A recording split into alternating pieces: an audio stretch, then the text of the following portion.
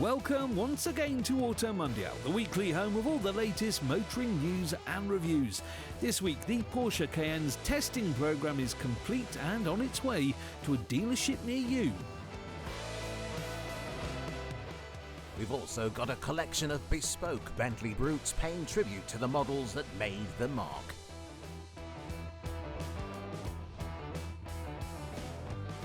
Plus, the Chrysler Pacifica escapes its suburban shackles in search of the great outdoors. That's all coming up. First though, the news.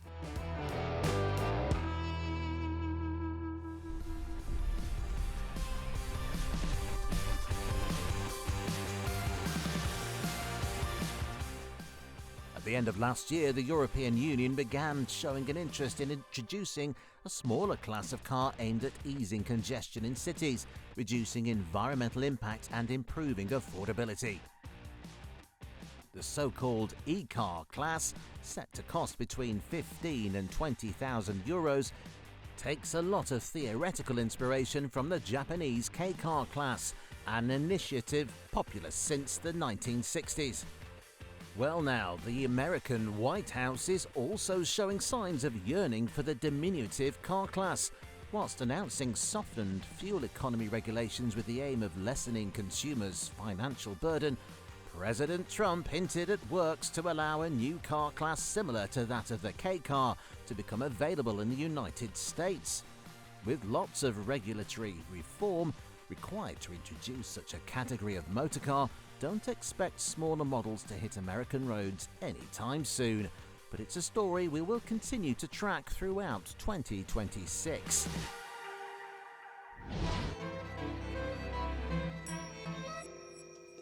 "2026 is set to be a big year for automotive anniversaries, but before we jump into those, Bentley has one last set of celebrations to enjoy from 2025. Indeed, last year marked not one, not two, but three special milestones for a trio of four-door models carrying the flying bee that built Bentley into the worldwide icon it is today. To mark the occasion, three unique flying spur models got the Mulliner treatment from Bentley's bespoke division. In 1965, Bentley welcomed its new T-Series to the world, the first ever monocoque chassis from the luxury automaker.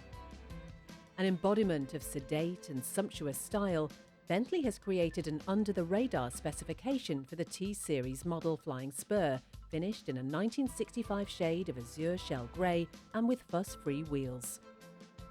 20 years later, the Flying Bee embarked on a performance-driven craze with the Turbo R, the effects of which are still felt today. Almost 300 brake horsepower from a turbocharged V8 in 1985 is a scary proposition that set the stage for the uber-powerful Bentleys patrolling the streets today. This louder personality is brilliantly reflected on the Turbo R's Flying Spur Tribute. It gets an elegant Monaco yellow pinstripe across a Brooklands green background, but where it truly oozes 1980s character is on the inside, with its blend of wood trim, bright cream leather and matching green accents.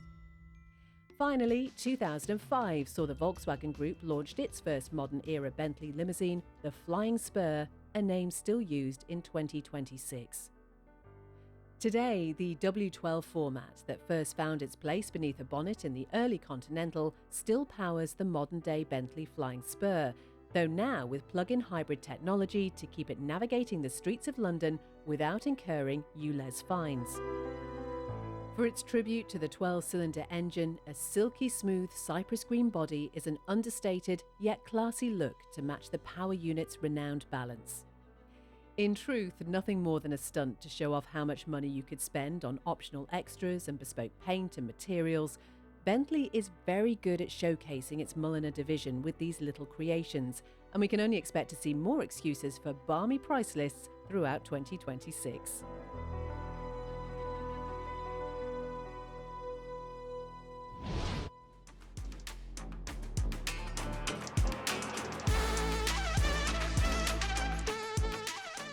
Over the last 12 months or so, Leapmotor has built up its two-pronged assault on the Western car market with, on the smaller side, the T03 electric hatchback, and on the larger side, the C10 SUV.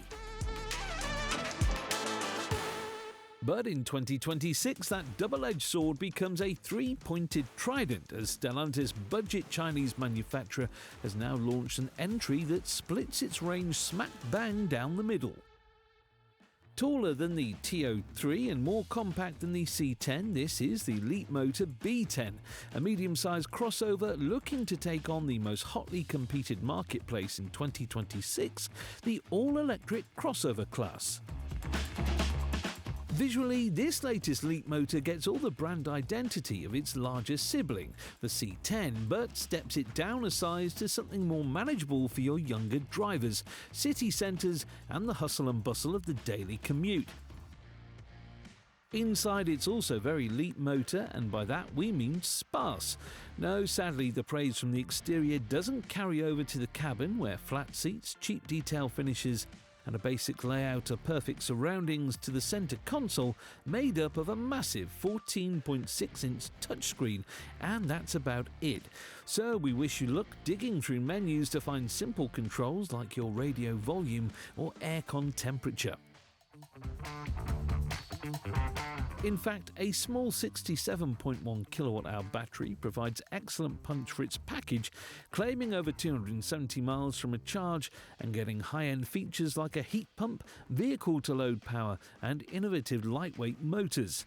218 brake horsepower goes to the rear wheels in the only model available in the UK that comes as standard with heated and cooled seats, a heated steering wheel, this large sunroof and a 360-degree parking camera, all for just £30,000. Whilst it isn't headed across the pond, that's around $40,000. Despite our gripes with the cabin, there is no denying that this latest Leapmotor will have many jumping for its value for money, something very few rivals can contend with even in this fiercely fought segment.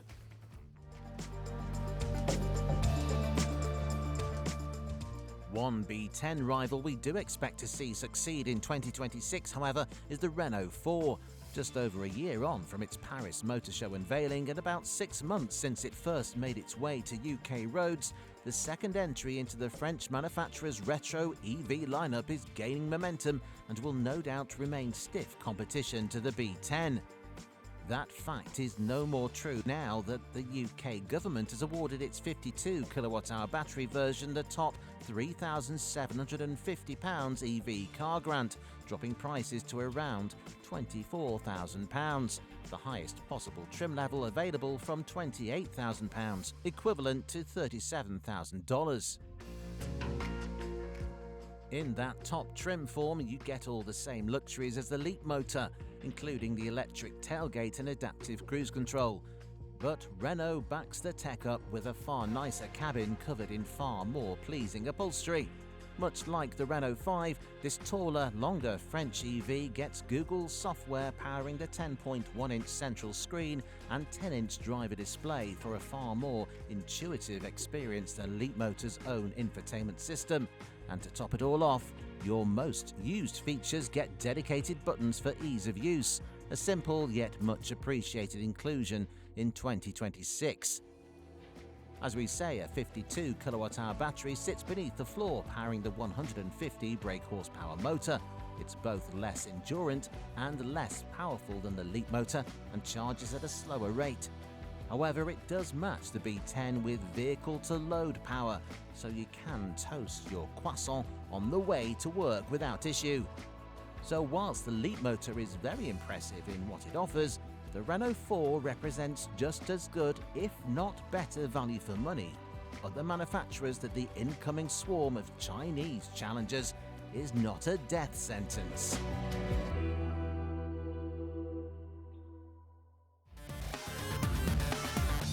After the break, the Fiat 500 returns to its petrol-chugging ways.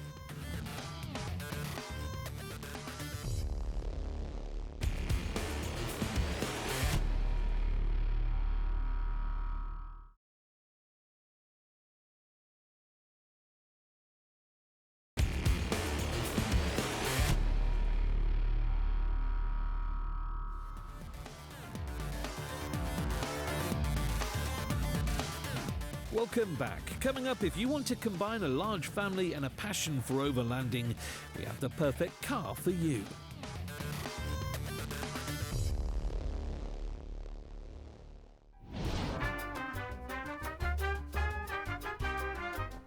A few years ago, Fiat decided to pin all its hopes on EV tech and scrapped its diminutive city car in combustion hybrid form. Now, in 2026, the Italian manufacturer has realised that was a decision taken a little too hastily and, following a 2025 full of development, is now back on the old-fashioned bandwagon. This is the Fiat 500 Hybrid, or iBreeder if you're so inclined, and, well, from the outside, it's a Fiat 500. A cutesy face fronts a bubbly body, making up compact dimensions. Oh, but it does have this new front grille to help you differentiate it from the electric model, a grille that now cools an engine. The engine in question is a small but mighty single-litre three-cylinder, because even the 1.2-litre PureTech found in most Stellantis products wouldn't have fitted under the bonnet. That's connected to a 12-volt hybrid system with a small starter motor generator to help reduce fuel consumption in traffic. Combined, the system puts out 64 brake horsepower and claims up to 53 miles per gallon. We'd say not bad, but even with peppy electric torque from a standstill, this new model won't hit 62 until your stopwatch has run past the 16-second mark. That all screams a car best suited to city limits then, but for some reason, it's only available with a 6-speed manual transmission and 3 pedals. The main reason for the old 500 hybrid's discontinuation was not emissions, but rather costly infotainment software updates mandated by cybersecurity regulations. And so those used to the 500's cabin will notice a stark improvement. Namely, its 10.25-inch touchscreen now runs a far more intuitive system. But for the most part, it's very 500. The round driver display focuses only on what you need to know. The rear seats are about as useful as a picnic rug in a rainstorm, and the boot is the size of your handbag. Though that does drop to the size of a purse should you choose the convertible. Price-wise, the Fiat 500 Hybrid is aiming to sit below the £20,000 mark. So despite being a very small option on the market, it is still an affordable and attractive option for the image-conscious.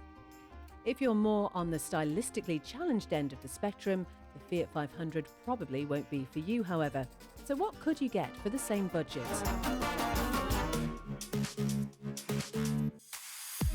One of our top picks would be the Suzuki Swift, which, following its refresh last year, is also a sub-£20,000 hatchback that will get you a few likes and follows. It's another cutesy city car with inoffensive looks and a wide range of colours to choose from, aside your basic shades of grey.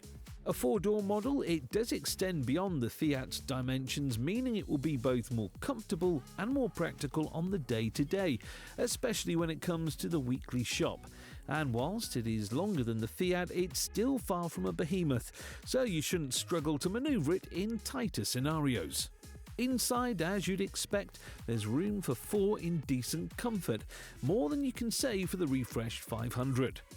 Much like its Italian rival, the Suzuki Swift gets power from a 12-volt hybrid system, though this time mated to a larger 1.3-litre 3-cylinder. When we tried the Swift out last year, we found that exceeding 55 miles per gallon was a challenge with this more agricultural-feeling unit, but it did the job of an affordable runabout, and at this price point, that's all you can really expect. As a last nail in the coffin of the Fiat's lack of usability, the Suzuki Swift is available with either a manual or automatic gearbox, giving you the opportunity to rest your left leg. Still a lot more charming model thanks to its retro looks, the Fiat 500 is no longer the go-to affordable runabout, as other cheaper options have caught up to its quality.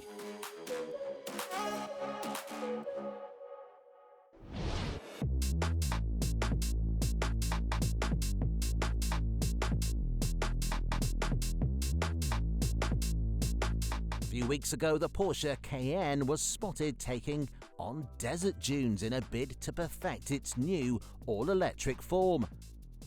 Well, now the upcoming full-size electric SUV returns to the grey stuff and is making its way to a dealership near you as the German manufacturer hopes its historically popular platform can do a little better on the balance sheet than its smaller Macan. With two versions available at launch, the standard car and the Cayenne Turbo top and tail the range, with prices starting from £83,200 in the UK and $111,000 in the US. The more powerful Turbo, on the other hand, will exceed $165,000, making it a cheaper offering than the equivalent petrol. And yes, for this first year of the electric Cayenne, Porsche will continue to sell its combustion counterpart, making for a smoother handover than the now discontinued Cayman and Boxster. For the money, you either get an already significant 435 brake horsepower or the Turbo's excessive 1,139, which will complete the 0 to 60 sprint in 2.4 seconds. Nevertheless, a 108 kilowatt-hour 800-volt battery will reach 370 miles on a charge, hit 80% capacity from flat in 16 minutes, and tow 3.5 tons. If that's too many numbers for you, all we'll say is that that's very impressive, especially when going for the cheaper car. Inside, it's pretty much a copy of the Macan, with its screen-centric dashboard combining a 12.3-inch central display and optional 14.9-inch passenger screen, the whole thing merging into one. But unlike the Macan, space in the back is actually worth using, and the 781-litre boot is larger than most rivals, not to mention a 90-litre frunk. Overall then, the new electric Cayenne is a worthy successor to its predecessor, a car that saved Porsche's bacon on numerous occasions. It's a spacious and practical behemoth with more power than you could ever need, a towing capacity to max out your driver's license, and motorway mileage efficiency to get you across countries in comfort. With all that going for it, there are very few alternatives on the luxury full-size electric SUV market that can hold a candle to the new age Porsche.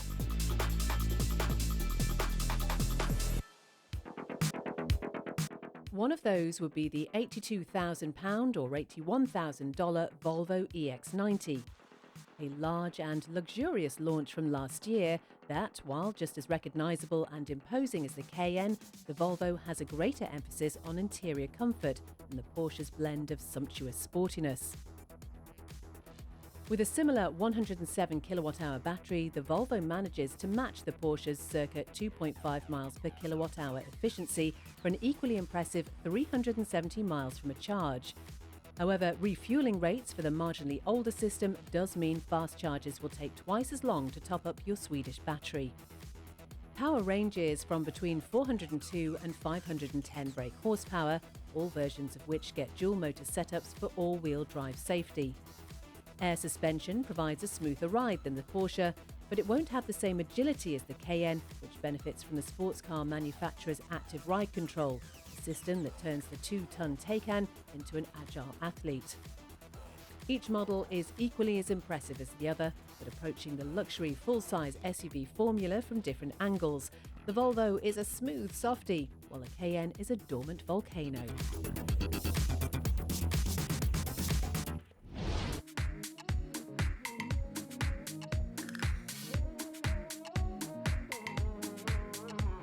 This is the Chrysler Pacifica, a massively expansive family car that better resembles a school bus than your daily runabout. And this is the Chrysler Pacifica Grizzly Peak Concept, a totally overhauled version of the family ferry on wheels, offering off-road aptitude and camping capabilities for a new take on the overland concept. Here at Automundial, we love overlanding. The ability to jump aboard your car, steer away from the grey stuff, explore the wilderness and set up shop in the middle of nowhere is a feeling few other industries can provide. Based upon a regular production all-wheel drive Pacifica, this concept lifts the car by over 2.5 inches and gains 31-inch off-road tyres for a far more capable look. That appearance is only amplified by all the exterior decorations that turns the Pacifica from a suburban softie into a hardened hiker. Those visual touch-ups include mud guards, plenty of additional lighting and extra protection to lower body panels. Once you get to your overnight camp, this Grizzly Peak concept folds out into a home away from home. An exterior awning welcomes you to a spacious cabin, where the third row seats has been replaced by a cargo bay, perfect for sleeping accommodation.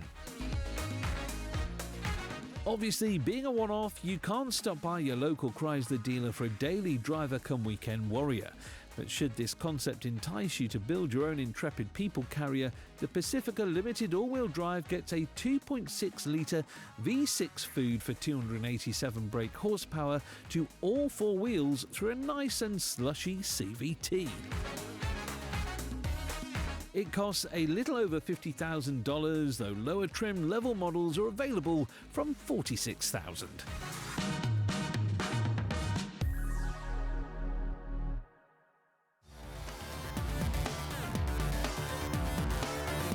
Next time on Automundial, if you want a sporty electric saloon, Hyundai may have the perfect solution.